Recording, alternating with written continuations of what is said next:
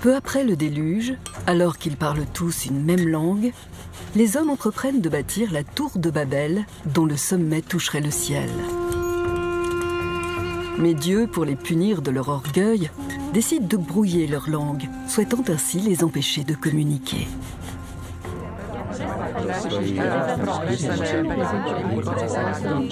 La punition a donné naissance à une multitude de langues. Plus de 6000 langues sont parlées dans le monde et l'on considère aujourd'hui que c'est une richesse pour l'humanité. On est autant de personnes qu'on parle de langues.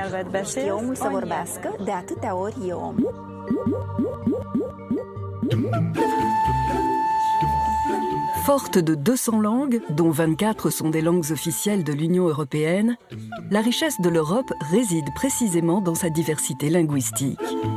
La traduction permet de se comprendre, de mettre en relief les différences entre les cultures et d'apprécier la richesse de l'autre. Comme le dit l'écrivain Umberto Eco, la langue de l'Europe, c'est la traduction. La traduction permet de lutter contre la cacophonie de Babel. Dans les organisations internationales, comme ici à l'Union africaine, elle est un moteur puissant de l'égalité linguistique.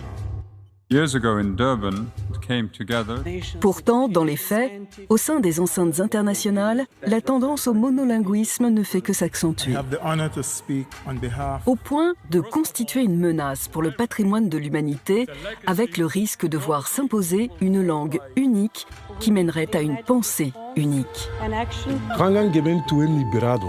Le multilinguisme nourrit son homme. Sodon, Didon, Yiridon, Yiredon de Nyogonte. Une langue, c'est d'abord le socle de l'identité culturelle. La langue, de ce fait, structure la pensée de ceux qui la parlent. Il est certain qu'imposer sa langue à l'autre, c'est lui imposer sa vision. Uten gar os famen, maten e fusis poiei.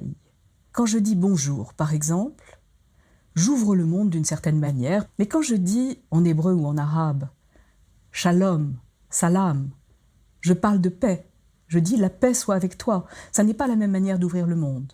Donc on voit bien qu'une langue détermine et est déterminée par toute une culture et ouvre une vision du monde, une appréhension du monde. Un homme qui parle une langue vaut un homme.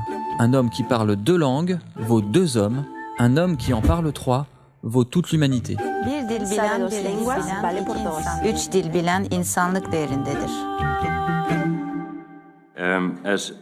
Même une bonne maîtrise d'une langue étrangère ne permet pas de s'exprimer aussi aisément et précisément que dans sa langue maternelle. En choisissant de s'exprimer en anglais, nombre de fonctionnaires internationaux, de diplomates et de représentants des États se mettent d'emblée en situation de handicap. C'est très important de s'exprimer dans sa langue maternelle lorsque l'on prend la parole dans une enceinte internationale. C'est dans sa langue maternelle qu'on est le plus précis, qu'on est capable de s'exprimer avec le plus de nuances et de subtilité. Ça peut même être compliqué d'avoir à interpréter quelqu'un qui s'exprime dans une langue qu'il ne maîtrise pas suffisamment. En effet, certaines questions, certains débats exigent l'approfondissement des idées et obligent à une plus grande rigueur de pensée que l'on n'exprimera jamais aussi bien que dans sa langue maternelle. Traduire, c'est pour moi un savoir-faire avec les différences. C'est-à-dire qu'on est devant plusieurs mondes qu'il s'agit de faire communiquer. Cette circulation entre les langues, c'est à mon avis le geste le plus politique qui soit. C'est une vision plurielle et interactive, je dirais interagissante. Parce que, à moins de ça, il n'y a pas de monde. Apprends une langue, tu éviteras une guerre.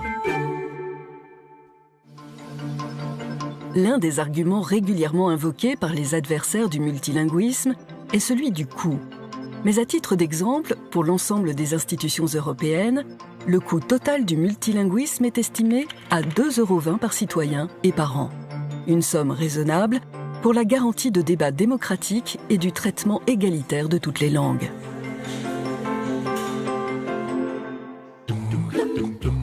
Le Vade-Mecum, ce texte relatif à l'usage de la langue française dans les organisations internationales, a été adopté en 2006 par la Conférence ministérielle de la francophonie.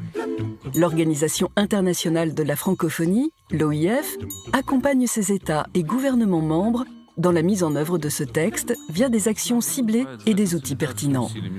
L'OIF soutient notamment des formations adressées aux diplomates et aux fonctionnaires, ainsi qu'aux traducteurs et interprètes de conférences.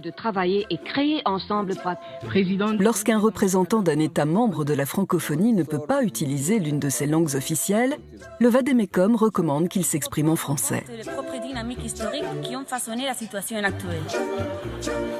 L'OIF soutient également un réseau d'observateurs des pratiques qui sont autant de relais pour l'action de la francophonie.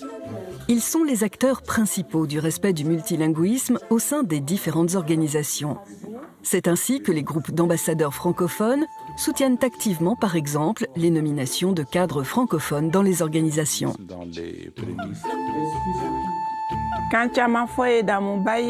C'est un bonheur que de parler plusieurs langues. We'll move now to consider agenda item 120 entitled Multilingualism. Tous les 2 ans, depuis 1995, une résolution sur le multilinguisme est adoptée par la session plénière de l'Assemblée générale de l'ONU à New York. Le texte insiste sur l'égalité de traitement des 6 langues officielles de l'organisation et sur la garantie donnée à chaque État membre de pouvoir s'exprimer dans la langue de son choix. The Assembly decides to adopt draft resolution. It's so decided. Les paramètres fondamentaux Francophones, hispanophones et lusophones défendent d'une même voix le multilinguisme. Ils forment ensemble le réseau des 3 espaces linguistiques. Loin du mythe de Babel, la francophonie est engagée dans la reconnaissance de la diversité des peuples et de leur culture. Elle incarne une exigence de pluralisme aux antipodes de la pensée unique. Par la défense du multilinguisme, elle œuvre en faveur de la démocratie internationale.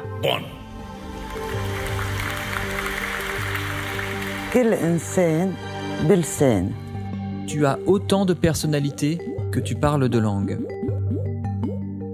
Mesdames et messieurs, il y a pour moi Le modèle d'une langue unique, hégémonique, est aujourd'hui obsolète et risque de propulser le monolinguisme au rang d'illettrisme du XXIe siècle. Sa Majesté la Reine et Son Altesse Royale. La diversité linguistique constitue actuellement un enjeu planétaire.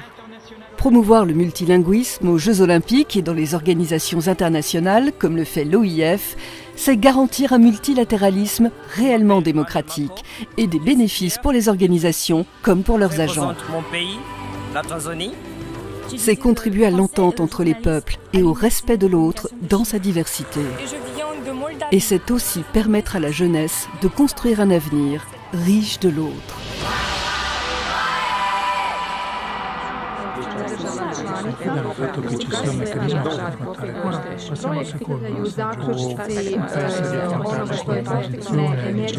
projektiem, ļoti tagad ir 195 šādi kopīgi šīs teātras.